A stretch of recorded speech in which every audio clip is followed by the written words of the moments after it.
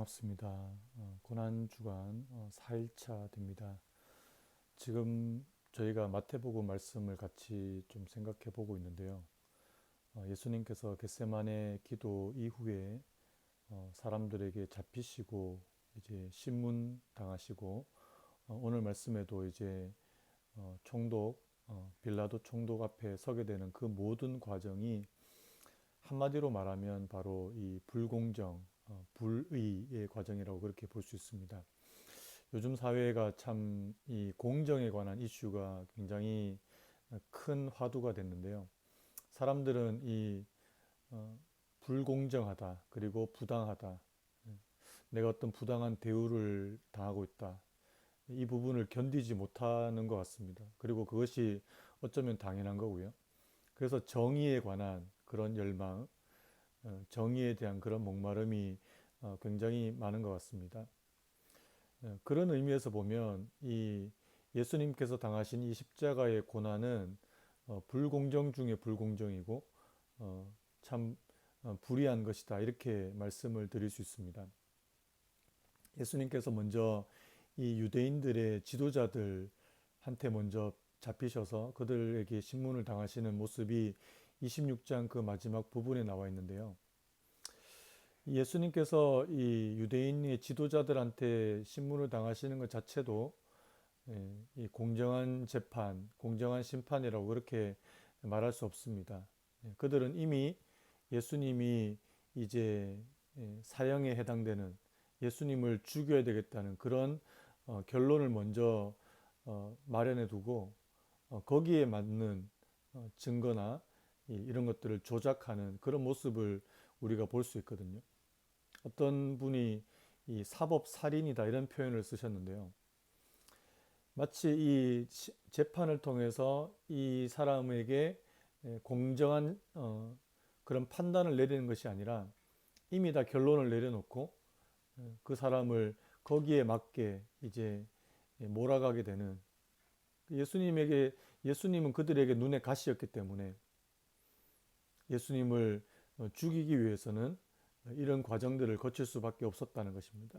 근데 이제 그들한테는 이 유대 공회에서는 사형을 집행할 수 있는 권한이 그 당시에 없었기 때문에 오늘 말씀 보면 이제 이 제사장들과 같은 사람들이, 지도자들이 예수님을 로마 총독 빌라도에게 넘기는 그런 모습을 볼 수 있습니다.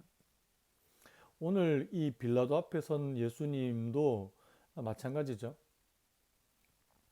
이게 정당한 재판의 과정이다, 이렇게 말하기는 참 어려울 것 같습니다.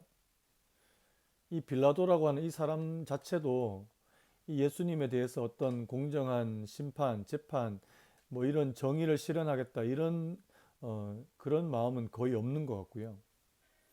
18절에 27장 18절에 이런 말씀이 있습니다. 이는 그가 그들의 시기로 예수님을 넘겨준 줄 알미더라. 이미 빌라도는 예수님께서 잡혀오신 게 어떤 로마 사회를 뒤흔들 만한 큰 어떤 반역죄나 대역죄, 큰 죄를 지었다기보다는 이것은 그들 사이의 어떤 종교적인 갈등, 그리고 이 유대의 지도자들이 예수님을 시기한 것이라는 사실을 이미 다 알고 있음에도 불구하고 예수님에게 이 정의로운 판단을 내리지 않는다는 사실입니다. 무엇보다도 24절에 보면 빌라도가 아무 성과도 없이 도리어 밀란이 날까 나려는 것을 보고 물을 가져다가 무리 앞에서 손을 씻으며 이르되 이 사람의 피에 대하여 나는 무죄하니 너희가 당하라. 빌라도는 그냥 사람들의 눈치를 보는 정치인일 뿐이었죠. 그 당시에 유대 사회에 이제 폭동이나 소요 사태가 많이 일어나니까 그것이 일어나는 것을 그냥 방지하기 위해서 그냥 그들이 원하는 대로 예수님을 십자가에 넘겨져 버리는 그런 비겁한 모습을 볼 수 있습니다. 그래서 우리가 지금까지도 이 사도신경에 보면 본디오 빌라도에게 고난을 받으사, 그런 고백을 계속하지 않습니까? 사실 본디오 빌라도가 그렇게 나쁜 짓을 한 것이 아니라고 생각할 수도 있는데요. 제가 볼 때는 이 본디오 빌라도의 가장 큰 잘못은 바로 자신에게 주어진 그 고난과 책임을 회피해 버린 것이라고 그렇게 생각이 됩니다. 저는 오늘 이 말씀을 보면서 무슨 생각이 많이 들었냐니까요. 오늘 오늘 이 현대 사회를 살아가는 우리는 이 조그만한 불공정, 조그만한 그런 부당한 대우에서도 막 견디지 못하고 분노를 그렇게 표출하는 그런 모습을 많이 보이는데, 예수님께서 지신 이 십자가, 예수님의 십자가 사건이야말로 너무나도 부당한 것이었다는 사실입니다. 너무나도 부당하고 너무나도 억울하고, 그냥 예수님께서 이 하나님의 뜻을 행하시는 이 십자가의 길을 순종함으로 가지 않으셨다면 정말 분노로 이제 잠을 이루지 못할 정도로 너무나도 부당한 사건이었다는 사실입니다. 그런데 그 예수님께서는 이것이 아버지께서 내게 주신 그 쓴 잔이라는 사실을 이미 다 알고 계셨고요. 그것을 스스로 그 길을 가시기로 결정하시고 작정하시고 이 길을 묵묵하게 가셨다는 사실이 너무 중요한 것입니다. 그래서 여러분 가운데, 혹시 우리 성도님들 가운데 나는 지금 너무나도 부당한 대우를 받고 있어, 난 지금 이 사회가 너무 불공평해, 너무 불공정해, 그래서 이 분노를 참지 못하는, 물론 우리가 정의를 위해서 소리를 높여야 될 때가 있고, 정의를 위해서 우리가 이 노력해야 되는 그런 부분도 있지만, 예수님의 십자가를 바라보면서 이 땅에서의 모든 삶이, 이 사회가 얼마나 부당한, 불공정한 그런 사회인 것을 다시 한번 깨닫게 되고요. 또 한 가지는요, 그럼에도 불구하고 우리의 부당한 대우보다 훨씬 더 많은 부당한 대우를 당하신 예수님의 그 모습을 생각하셨으면 좋겠습니다.